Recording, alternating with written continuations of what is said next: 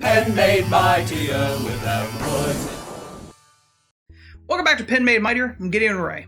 This week and for the next few weeks that follow, we're going to be talking about Steven Universe. It's created by Rebecca Sugar. She's a member of the old Adventure Time team, and she's personally responsible for most of the Marceline episodes and pretty much any time Adventure Time made you cry.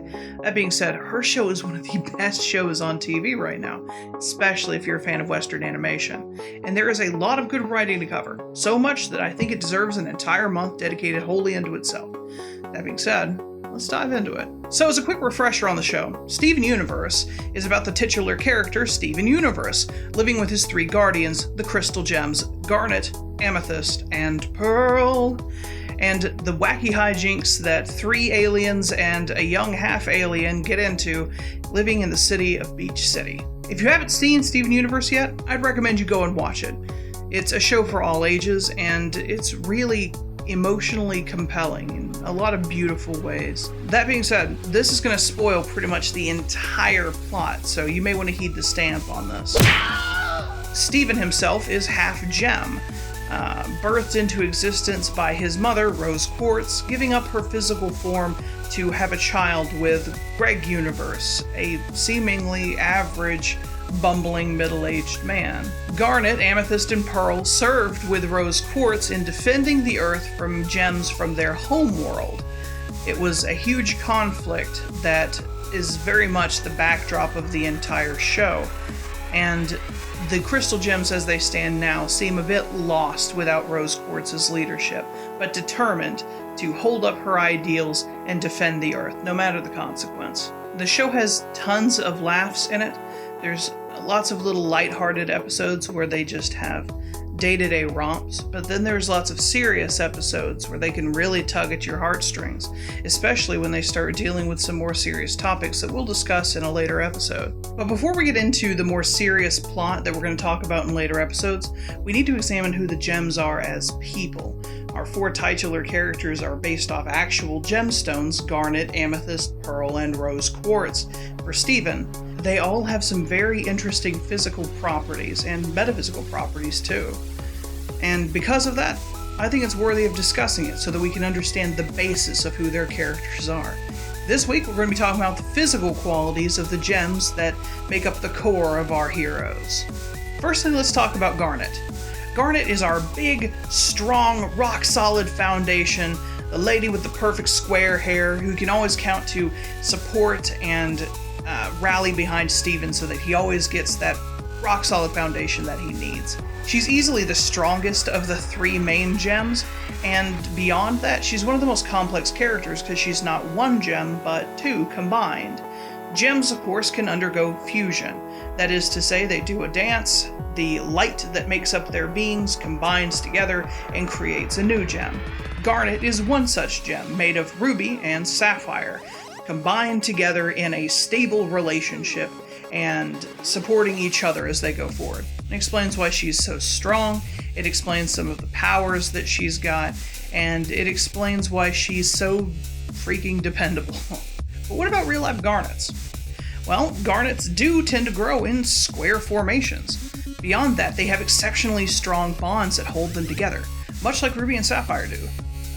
They're used primarily not for jewelry, but rather for industrial purposes. Their ridiculous strength makes them perfect for water cutting and sandblasting. And knowing Garnet's personality, how she can be sort of a raw beatstick at times, really reinforces this. And I think a lot of her strength comes from the fact that garnets are so powerful, just as gems. Amethyst.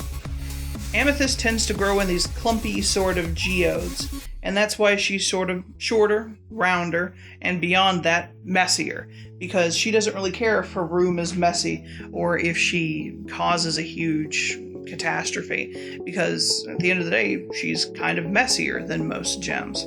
And I think it's cool that they reflected her personality and how these gemstones tend to form. There's even a bit of mythology behind Amethyst that I think delves into her personality, and that's that she's associated with two different gods, first of which being Bacchus. She's associated with excess, but beyond that, a bit of piety deep down. In the story behind Amethyst, Bacchus was enamored with a girl named Amethyst and sought to make her his. But Amethyst, not wanting to lose her purity, prayed to Diana, and Diana, taking pity on her, turned her into a stone that she would be protected from Bacchus. Bacchus, feeling terrible about this whole thing, poured his wine out on the pure white stone Diana had turned Amethyst into, and it dyed the stone purple, and that, supposedly, was why amethysts are purple. The second is Dionysus. Dionysus is not even as nice as Bacchus was. Somebody pissed off Dionysus, insulted him, and he said, "You know what, fine. Next person who comes along, I'm gonna have these giant jungle cats eat them." Magicked up 2 jungle cats and just waited. And along comes a girl named Amethyst, and he immediately feels bad. He's like, "Oh, great, here we go. Now I gotta let these jungle cats eat this girl because I said I would." And so, not wanting her to be completely destroyed by these jungle cats, he turns her into a stone so that she can avoid the damage of the claws. This all ties back into Rebecca Sugar's core concept that when gems sustain too much damage, or if they need to retreat to regenerate, they can turn into the stone that they are represented by, eschewing their physical form and communication for a while to rebirth themselves new and differently, and to avoid the damage that might have otherwise destroyed them. And that happens in both of these legends, to one degree or another, with both Bacchus and Dionysus. I half wonder if that's where she got the idea from in the first place. Either way, it's a smart move. Next is pearl. Pearls are born inside living beings, primarily oysters. And these oysters can take a grain of salt or any sort of small impurity and just wrap it in this internal fluid, adding layer upon layer upon layer until they form a pearl. Sometimes they're rounded, and that's the ones everybody wants for jewelry, and sometimes they're imperfect and kind of lumpy. Our pearl is sort of ovoid in shape, and it's even mentioned at one point when a villain named Jasper shows up. Jasper calls her some lost defective pearl. Now what that truly means, we don't really know yet. But interestingly enough, there are many things to back up that she is one of many different pearls. That's got me curious. Unlike the rest of our gems, pearls can be actually artificially manufactured, and it's a quite lucrative process. It's done with relative ease, mostly for jewelry, but these pearls that are manufactured lose much of their luster. Interestingly enough, Pearl is also one of the only characters we've seen who can actually create a second form of herself via hologram, and I think that this is in reference to that she can make a fake pearl to do what needs to be done, much like we can create fake pearls in the real world. It's an interesting idea, something I wouldn't have thought of when I was looking at character creation. Who knows? Now, when it comes to mythology, Christianity, Judaism, Islamic texts, they all revere pearls as holy stones. Think about how it's the pearly gates of heaven. And this sort of signifies that Pearl has a touch of the divine to her. I think it lends to her angelic grace and to her devotion and her piety to her cause, and how she is willing to fight in the face of everything as a crusader almost, a paladin, if you will. But beyond just that, Hindu scriptures talk about there being 9 divine pearls. It lends credence to the fact that there's probably more than one pearl, and who knows, maybe the other 8 are more perfect. Or maybe Pearl is in fact an artificial one herself and she has tons of sisters. Makes me curious. I really want to see where this goes in the future, and I hope she gets a chance to take her story that far. So, with our main 3 heroines covered, we come to Rose Quartz, the mother of Steven Universe, who gave up her physical form, reverted to her gem to allow her gem to merge with part of Greg Universe to create Steven. Now, Steven carries his mother's gem in his stomach where she carried it, and he embodies all of her strength and her powers. Even his full name is Steven Quartz Universe, because he's still partly his mom. I think it's really beautiful, and it really makes you feel for this character, knowing that he never knew his mother. But I think that might be a subject for another video. What's coolest about Rose Quartz, physically anyway, the gemstone can actually record sound. If it's put under enough mechanical stress and electricity is applied to it, it can actually act as a pseudo-phonograph. I can't help but wonder if Steven's mom has not recorded some information for him that we'll get to see later when Steven is finally put under enough stress, if she can relay things to her son that she had captured in her gem just for him. I really hope that's the case, because I love this kid and I want to see him know his mom. The other thing to realize though, even though rose quartz is a beautiful pink stone, it's mostly pink because it has traces of iron in it. Likewise, rose quartz was not afraid of her shield, nor was she afraid to use a sword. Unlike most of the gems, rose quartz didn't have one weapon, she had two. Now the first one being the projection of light that comes directly from the gem, Garnet's gauntlets, Amethyst's whip, and Pearl's spear. Rose quartz had a shield, but she also hid away a sword, even though it appears that this sword is more of a physical sword. Her bright pink blade was her main offensive capabilities, and it's really nice to see a woman in modern day fiction allowed to go with sword and shield and not look down on for it or belittled for it. She's beautiful. On the battlefield, she's courageous and cool, and honestly, there's no leader from any cartoon I think I'd rather follow into battle. Moving on to some of the secondary gems, let's talk about Lapis Lazuli for a minute. Lapis Lazuli was discovered in a mirror that Steven was given by Pearl so that he could understand some more about gem history. However, it soon became apparent that Lapis Lazuli was sentient and got Steven's help to be released from her mirror prison. That alone is worth talking about for a few hours to discuss the morality of the crystal gems.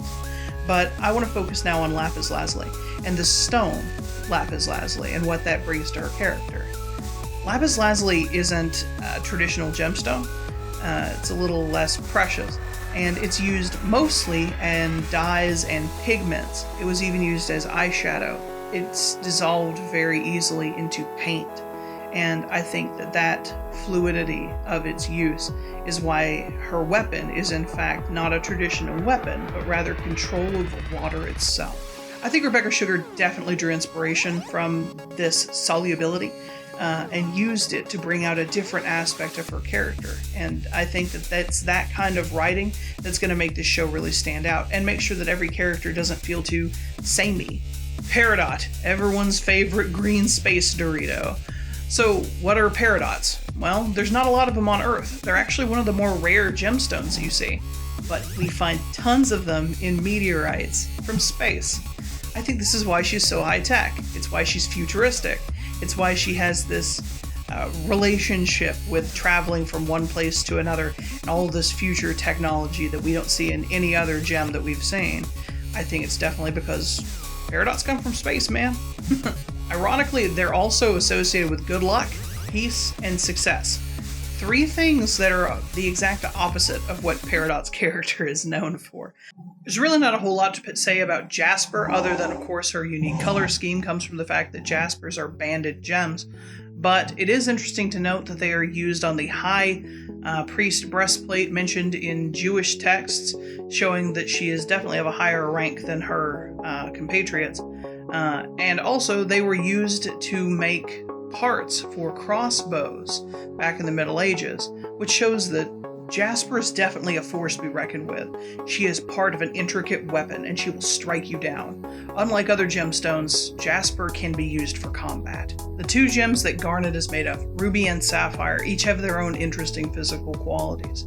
Mostly the fact that rubies can have their impurities lessened and removed with heat. And I definitely think this is where Ruby's weapon, heat, comes from, or at the very least her physical properties, because I suppose her weapon is still a gauntlet. But her partner, Sapphire, who is cool as a cucumber, has very different physical properties. Sapphires are used in scientific equipment, high-end displays, and watches, precision instruments that are used in scientific endeavors. This shows that Sapphire is herself methodical, calculating, precise, and I think that makes sense for her character. Steven's lion, aptly named Lion, has a gem bubbled inside the extra-dimensional pocket that he possesses. Steven can hop through his mane and find a giant field of flowers, at the center of which is a large tree, surrounded by several of his mother's possessions, including a bubbled gem. It has a strangely pyramidal structure, and definitely appears to look like one of my favorite elements, bismuth. Bismuth is used for everybody's favorite antacid, Pepto-Bismol, which could account for Lion's bright pink color. I think that if this bubble gem had been tamed by rose quartz, that could be accounting for her new existence. Maybe not a perfect one, but their destructive nature contained, encapsulated by the bubble, and given the task of protecting Stephen no matter the cost. I think that lion could be bismuth, and I kind of hope so. But the stone bismuth has a lot more to it than just being something to settle your stomach. It can also be used as bullets. Yeah, bismuth, bullets. And beyond that, it's got a low-grade radioactivity with a half-life millions of times longer than the estimated life of the universe as we know it, making it one of the longest-lasting radioactive elements known to man. I think that could mean that lion has a lot to him that we don't know yet. I certainly hope so. I hope that this insight into the physical properties of the gems has helped you appreciate their characters a bit more. Next time, we're going to delve into the spirituality of gemstones. Yeah, I didn't know that was a thing before I started researching these guys. And we're going to learn how the metaphysical also affects who they are as characters. Join me next week on Pen Made Mightier. I'll see you then.